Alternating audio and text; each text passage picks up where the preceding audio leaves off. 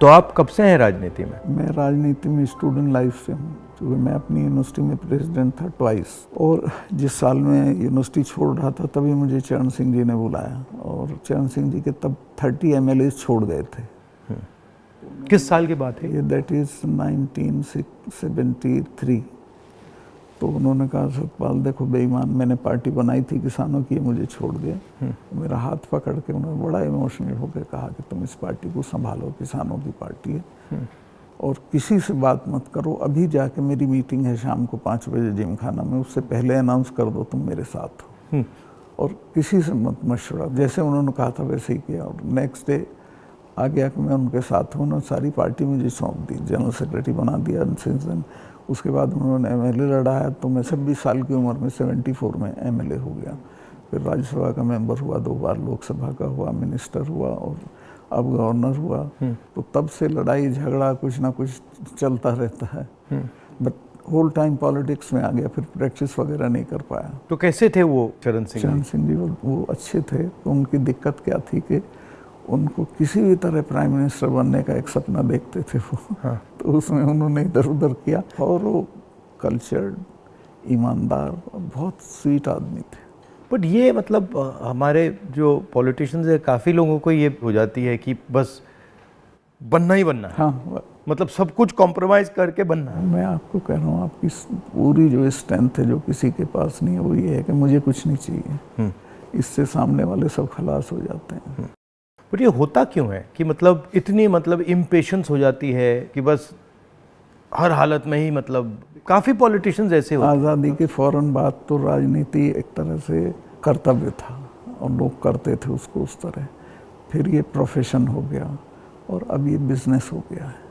आप जम्मू कश्मीर में जब थे जी, मतलब बड़ा कॉम्प्लिकेटेड टाइम था, बहुत कॉम्प्लिकेटेड। उसके बारे में आपकी क्या राय है? क्या मेरी ये राय है कि जम्मू कश्मीर को आप ज़बरदस्ती या फौज से ठीक नहीं रख सकते हैं। वहाँ के लोगों को जीत के आप कुछ भी कर सकते हैं, और वहाँ के लोग एमिएबल हैं। ऐसा नहीं कि इम्पॉसिबल है। मैंने तो देखा, मैंने उनको अपने साथ किया। आपने अंदर से डिटेल से देखा, सोल्यूशन वहाँ किस बेसिस पे आएगा? इमीडिएटली तो उनकी स्टेटहुड वापस करना चाहिए। उनको इतना 370 नहीं चुभा जितनी स्टेटहुड लेकर यूनियन टेरिटरी बनाना चुभा। और यूनियन टेरिटरी इन्होंने किस लिए बनाया, जो मुझे लगता है, मुझे नहीं बताई वो बात, इनको ये अंदाज़ा था कि पुलिस रिवोल्ट कर जाएगी, जबकि ऐसा नहीं था। पुलिस इतनी फेथफुली रही भारत सरकार के साथ कि ईद का महीना था, एक सिपाही ने छुट्टी भी नहीं मांगी, वहीं लाइन में रहे। तो एक तो स्टेटहुड, और उनका प्रॉमिस भी है अमित शाह का हाउस में, उसको इमीडिएटली वापस करना चाहिए, और फिर इलेक्शन करा देने चाहिए। बट जब मैं जम्मू गया, ये जम्मू के लोगों को भी ये लगता है कि हमारा मतलब स्टेटहुड ले लिया। हाँ, उससे तो वो भी खुश नहीं है। सबसे ज़्यादा वही चीज़ चुभी है। तो ये मतलब कर क्यों नहीं रहे इसको? पता नहीं, मेरी बात हुई, मैंने कहा वापस कराइए, तो बोला कह दिया होगा, क्या जरूरी है वापस कराना, चल तो रहा है सब ठीक। कहाँ ठीक चला, सारी इंसर्जेंसी वापस आ गई है, टेररिस्ट एक्टिव हो गए। अब तो काफ़ी घटनाएं हो रही हैं। अब तो जगह जगह हो रही हैं। राजौरी में रोज़ होता है, ऊपर कश्मीर वैली में रोज़ कुछ ना कुछ होता है। आपकी क्या राय है उसके बारे में, पुलवामा के बारे में? पुलवामा के बारे में मैं ये तो नहीं कहता इन्होंने कराया, बट पुलवामा में इन्होंने उसको इग्नोर किया और पॉलिटिकल इस्तेमाल किया अपने लिए। क्योंकि उसमें इनकी स्पीचेस हैं जिसमें ये कहता है कि जब वोट देने जाओ तो पुलवामा की शहादत को याद रखना। जैसे ही मैंने पुलवामा के बारे में सुना, मुझे पता लगा कि हमारे जो शहीद हैं एयरपोर्ट आ रहे हैं जी। तो मैं सीधा एयरपोर्ट गया। हमारी सिक्योरिटी वालों ने मुझे कहा कि नहीं नहीं नहीं आप मत जाइए, मगर मैंने कहा मैं जा रहा हूँ। तो मैं एयरपोर्ट में चला गया, और एयरपोर्ट में उस टाइम मुझे कमरे में बंद कर दिया, और मुझे कहा कि देखिए आप कमरे से नहीं निकल सकते। मैंने कहा मतलब? तो उधर वो सब शहीद आए थे, वहाँ पे आर्मी के लोग थे, प्रधानमंत्री आ रहे थे, और मुझे मतलब लिटरली चाबी से बंद किया कि आप बाहर नहीं जा सकते। मैंने सिक्योरिटी वालों से बोला ये मतलब ऐसे कैसे कर सकते हैं, और फिर लड़के मैं वहाँ से निकला तो मुझे लग रहा था कि एक पूरा वहाँ पे शो सा क्रिएट हो रहा था। हाँ, वो था ही। वो प्रधानमंत्री को श्रीनगर जाना चाहिए था, राजनाथ सिंह आए थे, मैं था, हम लोगों ने श्रद्धांजलि दी थी। प्रधानमंत्री को उसी दिन जाना चाहिए था। नहीं, मगर मुझे उसमें क्या शौक लगा कि ऐसे लग रहा था कि एक कोई बड़ा इवेंट सा हो रहा है। ना, इसके और वहाँ पे प्रधानमंत्री आए हैं और ये पूरा मतलब जैसे देश को दिखा रहे हैं कि भैया देखो, काफ़ी डिस्टेस्टफुल सा था। जिस दिन ये हुआ तो ये नेशनल कॉर्बेट पार्क में शूटिंग करा रहा था अपनी, तो ये अवेलेबल मैंने 3-4 बार कोशिश की, मिला ही नहीं मुझको। 5 या 6 बजे इसका फ़ोन आया, हाँ सतपाल भाई क्या हुआ? मैं कहा हमारे इतने लोग मर गए हैं और हमारी गलती से मरे हैं। तो बोला नहीं चुप रहना, अभी कुछ नहीं बोलना इस पर। फिर 1 घंटे बाद ये डोभाल जो मेरा क्लास फेलो रहा लॉ में मेरठ में, तो इसका फ़ोन आया, सतपाल भाई आप बोल दी। मैं 2 चैनल को बोल चुका था ये बात, तो इन्होंने कहा नहीं कुछ नहीं बोलना है इस पर। मैं कहा ठीक है, मैं समझा कुछ जांच वाँच कराएंगे, उस पर असर पड़ेगा। कुछ भी नहीं। तीसरे दिन इनका आ गया कि ये पुलवामा की शहादत को याद रखो और अब हम बालाकोट करेंगे, ये करेंगे, वो करेंगे। और अभी तक उसमें कुछ नहीं हुआ? कुछ नहीं, करना भी नहीं है इसको। पुलवामा के शहीद जिस तरह हुए थे, इसलिए हुए कि उन्होंने 5 एयरक्राफ्ट मांगे थे। अगर वो मेरे से मांग लेते तो मैं इमीडिएटली कर देता। मैं तो वहाँ स्टूडेंट्स जब जम्मू में फंस जाते थे बर्फ में, उनको एयरक्राफ्ट से, क्योंकि दिल्ली में एयरक्राफ्ट इमीडिएटली मिलता है किराए पे। 4 महीने तक एप्लीकेशन उनकी पड़ी रही होम मिनिस्ट्री में, और 4 महीने बाद वो खारिज कर दी कि नहीं देंगे।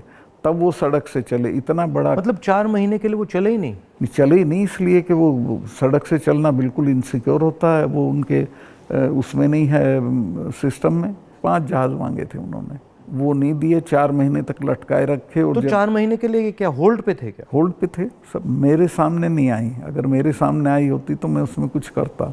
That was between CRP and home ministry. लेकिन ये थी कि अटैक हो सकता है। इसके अलावा वो जो गाड़ी टकराई थी, वो 10 दिन से घूम रही थी वहाँ, पूरा आप समझिए कि भरी हुई विस्फोटक से। वो कैसे, मतलब इतना एक्सप्लोसिवली कैसे, मतलब ऐसे घूम रही थी? सिस्टम नहीं था ठीक से। और जब मैं गया हूँ फिर पुलवामा होने के बाद, तो जो 10 किलोमीटर का स्ट्रेच है उसमें लगभग 8-10 लिंक रोड मिलती हैं। एक भी सैनिटाइज नहीं थी उस दिन। बल्कि हम तो जब अपनी पुलिस को भेजते थे कश्मीर की, तो पूरी रोड पे सिविल ट्रैफिक बिल्कुल रोक देते थे, सैनिटाइज कर देते थे, तब भेजते थे। ना हाईवे सैनिटाइज था, ना वो लिंक रोड। और लिंक रोड जहाँ हाईवे में मिलती है, वहाँ रिवाज ये है कि वहाँ एक जिप्सी खड़ी होनी चाहिए जो उसे रोक दे कि नहीं भैया काफिला चला जाए सीआरपी का, तब जाना। ब्लॉक कर कुछ नहीं था, there was nothing like that. तो जब आप वहाँ गए, जैसे पॉलिटिक्स में हम ऐसी घटनाओं में जाते हैं, तो जब हम कहीं पहले पहुँचते हैं, कोई माइंड में कोई फीलिंग आती है, तो इसमें आपकी क्या फीलिंग आई थी जब आप पहली बार वहाँ गए? आप मेरा यकीन करेंगे, आई वॉज इन टीयर्स। और मैंने इसको फ़ोन किया, मुझे नहीं मिला। जब 5 बजे मेरी बात हुई तो मैंने कहा हमारी गलती से हुआ ये। तो बोला नहीं इस पर आपको चुप रहना है। मैं चाहता था कि कुछ सर इसमें कटने चाहिए जिनकी जिम्मेवारी थी। कुछ भी नहीं, किसी का नहीं, कुछ नहीं हुआ। उसको इलेक्शन के लिए यूज़ करना चाहते थे कि ये पाकिस्तान ने किया, हमारे जवान मारे और अब हम हराएंगे। भारत जोड़ो यात्रा में हम वहीं से निकले, एक्चुअली साइट से निकले, पुलवामा से।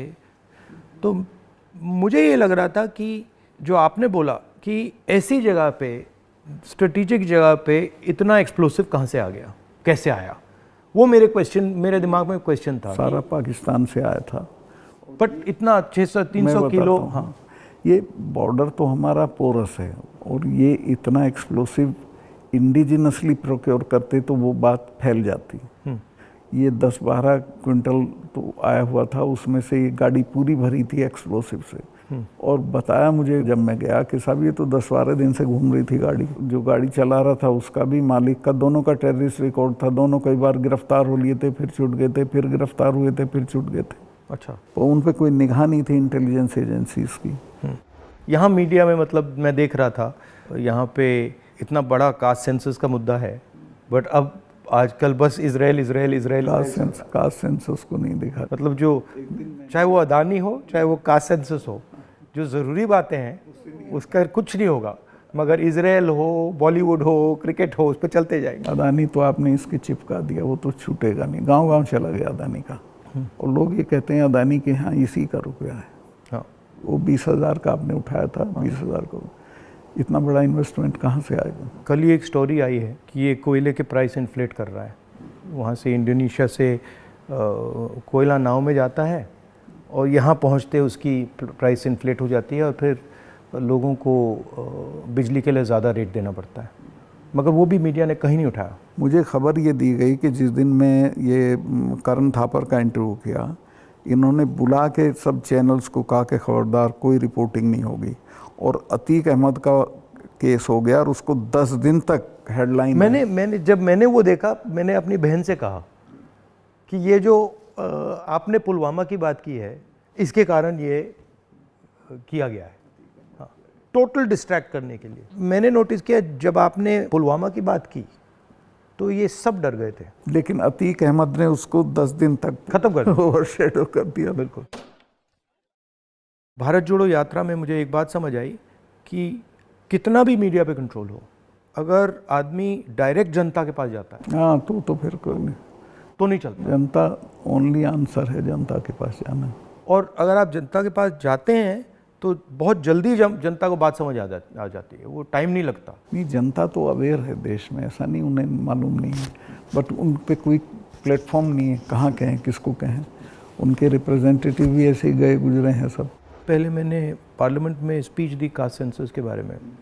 जब मैं इसकी रिसर्च कर रहा था, मैंने देखा कि हमारे सब इंस्टीट्यूशंस में, चाहे वो मीडिया हो, ब्यूरोक्रेसी हो, जो ओबीसी वर्ग है, जो दलित वर्ग है, जो ट्राइबल वर्ग है, उनका कोई रिप्रेजेंटेशन नहीं है। मतलब आप बिलीव नहीं कर सकते, मीडिया में चाहे आप सबसे बड़े मीडिया हाउसेस देख लीजिए या सारे जो एंकर्स हैं, सारे रिपोर्टर्स देख लीजिए, इसमें एक ओबीसी नहीं है, एक दलित नहीं है, एक ट्राइबल नहीं है। इसके बारे में आपकी क्या राय है? नहीं, मैं तो चूँकि लोहियाइट रहा हूँ, तो लोहिया ने एक बार कहा था कि मुझे कमेटी बनानी थी गोवा की आज़ादी की, तो मैं जब भी कमेटी बनाऊँ उसमें 48% अपर कास्ट आ जाते थे, नाम मांगूं तो भी वही आते थे। तो ये सिस्टम बन गया है यहाँ का। इसको चेंज करने का आपकी राय क्या है? एक तो इसको कंपलसरी करना पड़ेगा, भाई इतने % हो, जैसे नौकरियों में हो गया उस तरह से। और दूसरे उन वर्गों में थोड़ा चेतना बढ़ानी पड़ेगी, भाई तुम इन पेशों में आओ।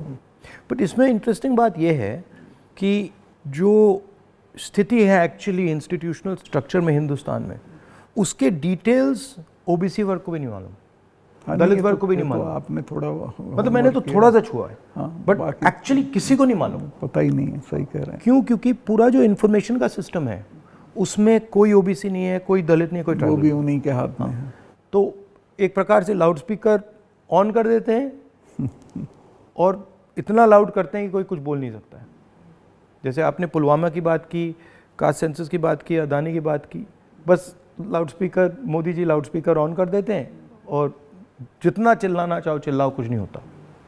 कुछ दिन पहले मैं दिल्ली में 3-4 घंटे बढ़इयों के साथ काम किया, तो वो मुझे बता रहे थे कि हम सोफ़ा बनाते हैं, चेयर बनाते हैं, टेबल बनाते हैं, मगर जिस शोरूम में वो बिकता है उसमें हम जा नहीं सकते। मतलब काम हमारा, मेहनत हमारी, मगर फल हमारा नहीं। और कितना गुना एनहांस करके पैसा लेते हैं उसका। इनको तो कुछ मिलता नहीं गरीबों को। ये बहुत ही एक्सप्लॉयटेटिव सिस्टम है। तो अगर आप जीएसटी देखें, जीएसटी भी इनडायरेक्ट टैक्स है, उसमें छोटे व्यापारी, किसान, मजदूर वो टैक्स भरते हैं। डिमोनेटाइजेशन भी उनके खिलाफ हथियार था। किसान आंदोलन में तो आपने काफ़ी कमेंट किया है, वो भी मतलब उनके घर में से पैसे निकालने का तरीका था। नहीं, वो तो इनका मैं बताता हूँ, अगर आप नहीं हटाओगे इस बार तो खेती को तो ये पूरी तरह खत्म, मतलब किसान छोड़ के भाग जाएगा और ये कॉरपोरेट को दे देंगे। इनका ये इरादा है। मैं तो खेती करता था। मेरे गांव में पूरी यूपी की सबसे बड़ी काश्त थी। एक हमारे चाचा थे, उनके पास 2500 बीघा ज़मीन थी। और आज मैं जाता हूँ तो सब के लड़के शहर में आ गए हैं, चूँकि एजुकेशन नहीं है, हेल्थ सर्विसेज नहीं है और सिक्योरिटी नहीं है, तो वो बटाईदार को देके वो धीरे धीरे ख़त्म हो जाएगी खेती। खेती को ख़त्म करेंगे, फौज ख़त्म करी दी से ये ला के अग्निवीर में कौन इतने से अरसे के लिए अपनी जान देगा। तो ये शने शने सब लोगों को, ये हर इंस्टीट्यूशन को पकड़ के ख़त्म कर देते हैं। इनकी मतलब इमीडिएटली ये, चाहे वो सेना हो, सरकार हो, ब्यूरोक्रेसी हो, इलेक्शन कमीशन, जैसे इनके हाथ पड़ता है वो अपने लोगों को बैठा के कुछ ना कुछ उल्टा। मैं आप एक स्टडी करा लीजिए, सेंट्रल यूनिवर्सिटी के जो वाइस चांसलर्स हैं पिछले 1 साल में लगे हैं, वो 100% वो हैं जिनके संघ से कनेक्शन थे। उसके बिना आप कोई नौकरी नहीं पा सकते हैं आज, और सेंट्रल यूनिवर्सिटी की तो बिल्कुल नहीं पा सकते हैं। जो इंटर कॉलेज के प्रिंसिपल होने लायक भी नहीं थे, वो वीसी लगे हुए हैं सब जगह। मतलब इनका शिक्षा का सिस्टम नहीं रहा, कंट्रोल का, माइंड कंट्रोल का सिस्टम बनाने की कोशिश। आपके मुताबिक इम्प्रूवमेंट लाने का क्या तरीका है? देखिए, सबसे बेसिक सवाल है कि किसान को उसकी फसल का दाम सही नहीं मिलता है, और उसके चलते वो हर साल गरीब होता जाता है। जो एक फसल का दाम पिछले साल था, खाद का और बाकी चीज़ों का जो दाम था, उसकी तुलना में इस साल में और फ़र्क हो जाता है। तो उसकी परचेजिंग पावर हर साल कम होती चली जाती है, और उसे पता नहीं चलता। ही डजंट नो कि मैं गरीब हो रहा हूँ, लेकिन वो गरीब हो जाता है क्योंकि उसके जितना एक मन गेहूँ में पिछले साल खाद खरीद सकता था, इस साल नहीं खरीद सकता, इस साल ज़्यादा गेहूं देना पड़ेगा। तो वो जो उसकी परचेजिंग पावर कम होती है, उसको एहसास ही नहीं है, पता भी नहीं चलता है। तो वो तो मैंने देखा, जब पब्लिक मीटिंग्स में बताते तो कहते हैं हमें तो पता ही नहीं था ये। मैं कहा भाई तुम्हें पता ही नहीं, तुम गरीब हो रहे हो। तो उन्हें सुन के बुरा लगता है। फिर मैं समझाता हूँ, बताओ पिछले साल इतने गन्ने में कितना सामान खरीदते थे, इस साल कितना खरीदते हो। तो सबसे पहले है कि जो पैरिटी ये है एमएसपी, इसको लागू करना चाहिए। एमएसपी में ये नहीं कि सरकार सारी फसलों का एमएसपी दे, लेकिन एमएसपी करने से बाज़ार गिरेगा नहीं। और एमएसपी है इसलिए कि बाज़ार एक ख़ास जो आपने दाम तय किया उससे नीचे गिरेगा तो सरकार इंटरवीन करेगी। और ये पंडित जी के ज़माने से जो नागपुर सम्मेलन में जवाहरलाल जी ने कराया था ये, कि हम इंटरवीन करेंगे और ख़रीद लेंगे। तो एमएसपी का लागू होना बहुत ज़रूरी है। और एमएसपी पे इन्होंने किसानों से धोखा किया। जब किसान कानून वापस लिए तो कहा था हम एमएसपी करेंगे, और आज तक नहीं किया। वो क्यों नहीं किया? क्योंकि अडानी ने बड़े बड़े गोदाम बना दिए, फसलें एक दाम पे खरीद ली, अगले साल उनके दाम बढ़ जाएंगे, वो बेचेगा। एमएसपी होगा तो किसान इनको सस्ते दाम पे नहीं देगा। तो एमएसपी का होना सबसे ज़्यादा ज़रूरी है। फिर जो उसके लिए आप खाद, बिजली, पानी जो भी सरकार देती है, उसके दामों पे कंट्रोल करना पड़ेगा। वो बेतहाशा ना हो, ताकि वो जो मैंने बताया जो फ़र्क रहता है खरीद बेच का, वो ना हो। जो आप कह रहे थे, ये जो अदानी जी हैं, इन्होंने पूरा जो स्टोरेज का इंफ्रास्ट्रक्चर है अपने हाथों में ले लिया है।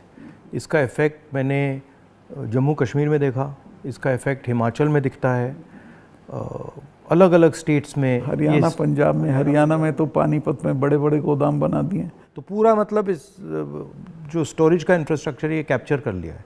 तो फिर जब भी ये प्राइसेस को मतलब ऊपर नीचे फाइन ट्यून करना चाहते हैं, कर देते हैं, तो ये किसानों को मतलब नुकसान, डायरेक्ट नुकसान पहुंचाते हैं। जब तक इनके खिलाफ हल्ला बोल नहीं होगा तब तक सुधरेंगे नहीं, या फिर सरकार बदल जाए। अभी तो इन्हें टोटल प्रोटेक्शन है। मगर मैंने देखा है कि जनरली सरकारों के पास जो किसान का जो स्टोरेज की कैपेबिलिटी होती है, उसके बारे में सरकारें ज़्यादा नहीं सोचती हैं। वो ज़्यादा नहीं, बिल्कुल नहीं सोचती। आप नॉर्थ ईस्ट में भी थे? हाँ, मेघालय में।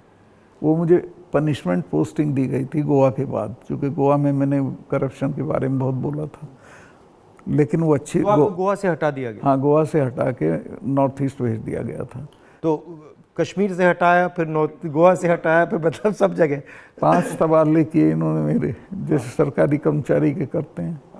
तो नॉर्थ ईस्ट बेटर था, वहाँ 12 ज़िले थे, गोवा में 2 ज़िले थे। और मेघालय बहुत अच्छी जगह है, कोई झगड़े टंटे की नहीं है, रिलैक्स लोग हैं। जी हाँ, रिलैक्स अच्छे लोग हैं। संगमा साहब का लड़का चीफ मिनिस्टर था, तो उससे बहुत बढ़िया रिलेशनशिप रही, कोई दिक्कत नहीं हुई मुझे। तो मणिपुर के बारे में क्या राय है आपकी? वहाँ मतलब पूरा फेल्योर है सरकार की। चीफ मिनिस्टर जा नहीं सकता, कुछ कर नहीं सकता, लेकिन उसको अभी तक हटा नहीं रहे हैं। ये जम्मू एंड कश्मीर का भी ऐसे ही प्रयोग करते हैं, पंजाब का भी ऐसे ही प्रयोग करते हैं, मणिपुर का भी ऐसे ही प्रयोग करते हैं। मैं गया मणिपुर में, वहाँ जो आप कह रहे हैं बिल्कुल सही है, वहाँ कोई कंट्रोल नहीं था। पूरी क्राउड निकल आई थी। आप कोई कंट्रोल ही नहीं था, मतलब बिल्कुल एक स्टेट बचा ही नहीं है, 2 स्टेट बन गए हैं, एक इस तरफ और दूसरा दूसरी तरफ। नॉर्थ ईस्ट सेटल्ड था, इन्होंने डिस्टर्ब कर दिया। सब जगह ये कुछ ना कुछ मतलब अपना करते रहते हैं। और 6 महीने की बात है, मैं लिख के दे रहा हूँ, बिल्कुल नहीं आएंगे पावर में। नहीं, एक्चुअली अगर ज़मीन पे जाएं तो बहुत नफ़रत है लोगों को, बहुत शदीद, पूछिए मत आप। मुझे लगता है कि हिंदुस्तान की राजनीति में आज दो विचारधाराओं की लड़ाई है, एक आरएसएस गांधी वाली, एक आरएसएस और एक गांधी वाली, और दोनों एक प्रकार से हिंदुइज़्म के एक्सप्रेशन हैं। दोनों एक विजन है हिंदुइज़्म का, एक अहिंसा का, एक भाईचारे का, और दूसरा जो आरएसएस का, जिसको मैं डिस्टॉर्टेड विजन कहता हूँ, वो नफ़रत का, हिंसा का। तो इस फाइट के बारे में आप क्या सोचते हैं? मेरा यही सोचना है कि हिंदुस्तान कंट्री के तौर पे तभी सरवाइव करेगा जब वो लिबरल हिंदुइज्म के रास्ते पे चलेगा, जो गांधी का विजन है। गांधी ने ऐसे ही नहीं कहा था, गांधी ने इस देश को जितना समझा था किसी ने नहीं समझा था। वो गांव-गांव गए थे, जगह जगह गए थे, और वो इस नतीजे पे पहुँचे थे कि नहीं, बाकी बातें बेकार हैं, ये ठीक है रास्ता। तो हिंदू का जो लिबरल हिंदू थॉट है वही रहेगा तो देश सरवाइव करेगा, वो टुकड़े टुकड़े हो जाएगा अदरवाइज। और ये कोई राजनीतिक बात नहीं है, मुल्क के अस्तित्व के लिए ज़रूरी है कि हम मिलजुल के रहें, एक दूसरे के साथ रहें, झगड़ा ना करें। नहीं, झगड़ा होगा तो मुल्क ही नहीं रहेगा ना। हाँ बिल्कुल, तो मुल्क का मतलब ही है कि मतलब भाईचारे से मिलजुल के रहें जी, मिलजुल के लोग रह रहे हैं। तो आपका मतलब काफ़ी सालों से इस लड़ाई में आपका एक्सपीरियंस रहा है, और आप मतलब बहुत सालों से आरएसएस से लड़ रहे हैं। तो आपके मतलब सजेशंस, राय क्या है? मेरी राय ये है कि अपने लोगों में ये प्रचारित हो ठीक से गांधी का, कांग्रेस का जो विजन है कि ये हम क्यों इनसे डिफरेंट हैं, ये क्या चाहते हैं, वो क्यों आपके हक में नहीं है, ये पॉलिटिकल लोग भी नहीं बोलते हैं, उनको ही बोलना चाहिए।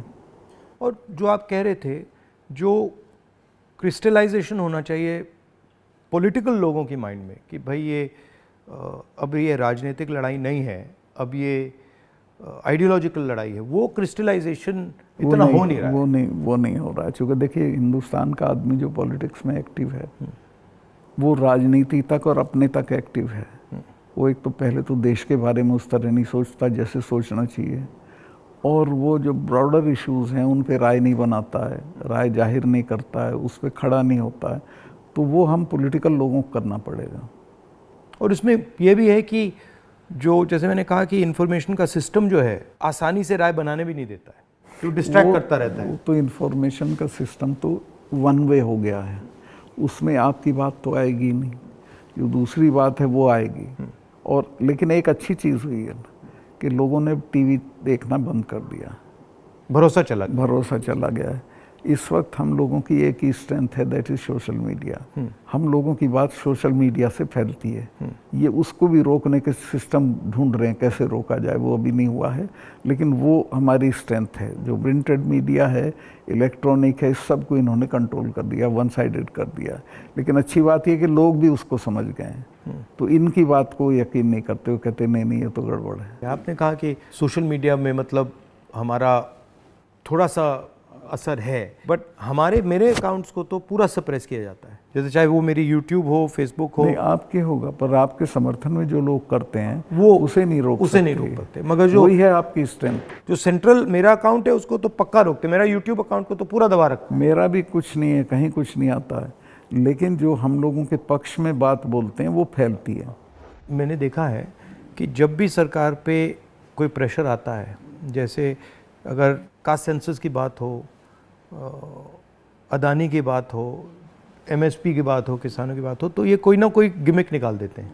और अभी मैंने देखा कि जब मैंने पार्लियामेंट में अदानी की स्पीच दी तो सबसे पहले टीवी ऑफ कर दिया, उसके बाद मुझे पार्लियामेंट से निकाल दिया, और फिर स्पेशल सेशन की बात हुई, उसके बाद स्पेशल सेशन के अंदर भारत या इंडिया का डिस्कशन की बात हुई, और फिर एंड में विमेंस बिल की बात हुई, और विमेंस बिल भी वैसा कि वो 10 साल में आएगा, आज नहीं आएगा ही नहीं कभी। तो ये तरीका जो है, चाहे वो पुलवामा हो, विमेंस बिल हो, डिस्ट्रैक्ट करने का इनका बहुत इफेक्टिव तरीका है। देखिए 2-3 चीज़ें हैं प्रधानमंत्री की। एक तो ये किसी भी चीज़ को वो बना देता है इवेंट, छोटी छोटी चीज़ का, और उसका अपने पक्ष में इस्तेमाल कर लेते हैं। वीमेंस बिल का भी इसने यही किया, औरतों को कुछ मिल नहीं रहा है और एहसास ये करा दिया, पता नहीं कितना बड़ा काम कर दिया। हाँ हाँ, मतलब शो बहुत ग्रैंड शो होता है। जैसे वो पार्लियामेंट की बिल्डिंग, नई बिल्डिंग में जा रहे थे तो कॉन्स्टिट्यूशन को हाथ में पकड़ के पूरा मतलब ड्रामा। नई बिल्डिंग वाला इसकी कोई ज़रूरत नहीं थी, पर उनको पता लगवाना था कि मैंने भी बनवाई थी एक पार्लियामेंट। लेकिन वो हर चीज़ को उसी तरह से बहुत मैग्लोमैनियक की तरह करते हैं। जैसे पुराना हाउस है, उसमें अगर आप एक्सपेंशन करना चाहते हैं तो सेंट्रल हॉल में आप लोकसभा डाल दीजिए, लोकसभा में आप राज्यसभा डाल दीजिए, हो गया काम। मतलब सेंट्रल हॉल में मतलब वो बिल्डिंग तो उसकी अगर केयर हो भी कई सौ साल चलेगी। हाँ, तो बिल्कुल। और अगर आपको सेंट्रल हॉल चाहिए तो एनेक्सी में सेंट्रल हॉल कर देते। बिल्कुल। तो प्रॉब्लम ही नहीं थी, बट प्रॉब्लम क्रिएट करके, शो करके पूरा मतलब, इससे देश को काफी नुकसान होता है। क्योंकि नुकसान होता है, लेकिन एक अच्छी चीज़ ये है कि लोग इसको समझ रहे हैं। लोग ना समझें तो दिक्कत है, लोग हर चीज़ समझ रहे हैं। मैं तो बिल्कुल नीचे तक जाता हूँ, वो सब बोल रहे हैं इस चीज़ को कि साहब इसको करना वरना कुछ नहीं है, ये ऐसे ही करता रहता है। और एक्चुअली जब मैं इनके भाषण सुनता हूँ और इनकी जो पॉलिसीज़ देखता हूँ तो एक्चुअली डेप्थ नहीं है, डिटेल में नहीं जाते। ज़रूरत नहीं है उसको सिर्फ रूल करना है, कोई इम्प्रूवमेंट नहीं करना, कोई चेंज नहीं करनी है, सिर्फ राज करना जिसे बोलते हैं ना, बहुत क्रूड लैंग्वेज में साड़ा राज है, राज करना है, दैट्स ऑल। और वो उस तरह से जो जवाबदेही जनता के लिए होती है वो महसूस भी नहीं करते हैं। आपने काफ़ी बहादुरी के साथ जो पुलवामा के बारे में बोला, आपने जो अदानी के बारे में बोला, किसानों के बारे में बोला, तो फिर आपको धमकाया गया, सीबीआई इंक्वायरी कराएगी, सब शुरू हो गया, पूरा इनका सिस्टम चालू हो गया। आप हैरत करेंगे, ये कानून है कि जो शिकायत करता है उसको सज़ा नहीं दी जाती है। मैंने शिकायत की जिनकी की, उनका आज तक इंटरोगेशन नहीं हुआ। मेरे यहाँ 3-3 बार आ गए, मेरे स्टाफ के लोगों के फ़ोन ले गए सीबीआई वाले। मैंने कहा भाई तुम कुछ कर लो, मेरा कुछ नहीं बिगाड़ सकते, मैं तो फ़कीर हूँ, मेरे बिना कुछ है। तो तंग आ गए वो, लेकिन करना पड़ा। फिर यही कहते थे लास्ट में, साहब नौकरी कर रहे हैं मुकदमा। वो मुझे भी यही कहते थे कि भाई आप छोड़िए, मतलब हमें दबाया जा रहा है, हमें करना पड़ रहा है, इसमें कुछ है नहीं। उनकी भी मजबूरी है, उनकी मजबूरी है, क्या करें। हम बात कर रहे हैं तो इसके बाद में आप पर भी थोड़ा आक्रमण करेंगे। जब भी हम किसी से बात करते हैं एकदम आक्रमण शुरू हो जाता है उन पर। हाँ नहीं करेंगे, मेरे पे तो करते रहते हैं, ज़्यादा दिक्कत नहीं, आपको कोई फर्क नहीं पड़ता। थैंक यू, बहुत अच्छा लगा, हमें बहुत अच्छा लगा।